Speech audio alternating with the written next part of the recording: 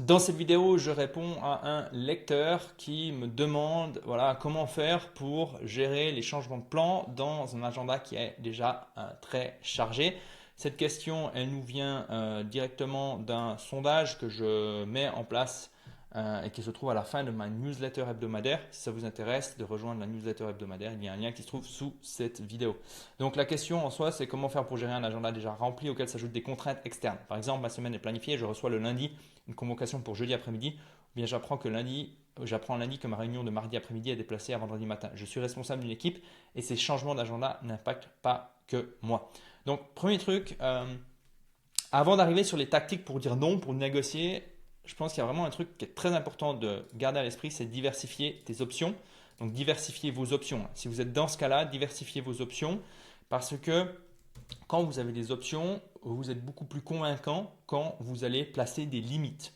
Si la personne qui malmène si la personne qui malmène votre agenda sent que vous n'avez pas d'option et que vous êtes dépendante de ce job, ok, ça va être pour vous très très difficile d'être convaincant lorsque vous allez placer des limites. Donc, si vous avez peur de perdre votre job, ça va être compliqué de mettre des limites. Donc, travaillez sur vos options. Comment développer des compétences, développer des projets en parallèle de votre job, développer un réseau. Ok. Donc, ça, c'est le premier truc. Ça prend du temps, c'est long terme, mais je pense que c'est vraiment très très important d'en parler. Ensuite, avoir une liste de projets en cours. Il faut que vous soyez très au clair sur les projets sur lesquels vous avancez semaine après semaine et de les avoir dans un endroit visible. Et ça, pour moi, c'est la base. Parce que si vous n'avez pas ça, vous allez avoir de la peine, vous n'aurez pas la base de négociation. Ok. Ensuite, planifiez votre semaine. Ça, c'est quelque chose que vous faites, mais je le rappelle pour les personnes qui ne le feraient pas. Puis ensuite, utilisez vos projets en cours comme justification. C'est-à-dire, s'il y a une personne qui tente de changer une réunion, là, c'est de la négociation. Ok. Et ce que vous allez faire, c'est écoute, euh, le vendredi matin, tu as mis la réunion là, moi je ne peux pas parce que j'ai cette réunion très importante sur ce projet et on a une échéance la semaine prochaine. Et on doit avancer ensemble durant cette matinée. Moi, ce que je te propose, c'est que j'envoie euh, un membre de mon équipe, par exemple. Ok. Exemple. Tac, tac, tac. Et puis ensuite, si vous avez de la hiérarchie, donc c'est la hiérarchie qui vous demande de déplacer des choses ou de faire de nouvelles choses ou qui va mettre le chaos dans votre boîte. Honnêtement, moi dans mon accompagnement, je le vois souvent, hein. On a des managers, des CEO qui, euh, qui mériteraient d'optimiser leur organisation, on va dire comme ça je reste poli, et qui foutent le chaos dans toute leur organisation, hein.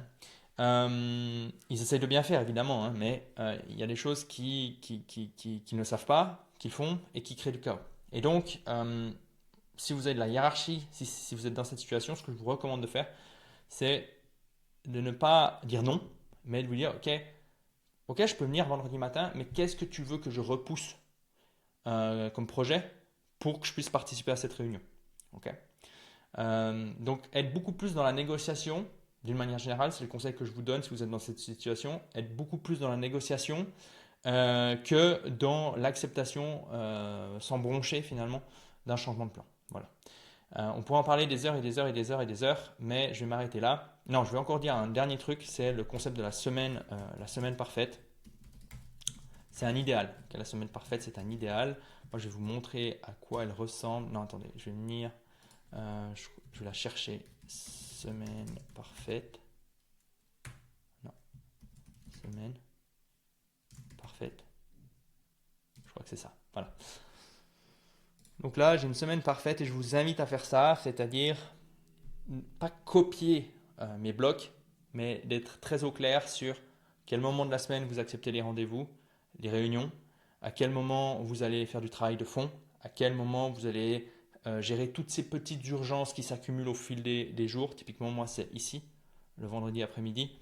Mes appels coaching, c'est lundi, mardi, mercredi après-midi. Les appels d'audit, c'est ici. Et vendredi et jeudi matin, c'est flex. Et lundi, mardi, mercredi matin, c'est dédié à la création.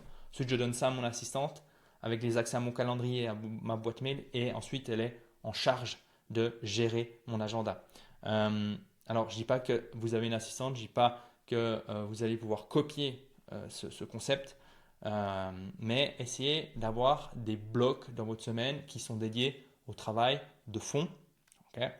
Et durant ces moments-là, si Elon Musk vous demande de lui proposer une offre pour un de vos meilleurs produits, ok, vous faites une exception, mais il faut être très très très à cheval, en guillemets, ou très carré sur ces blocs, protéger ces blocs à tout prix.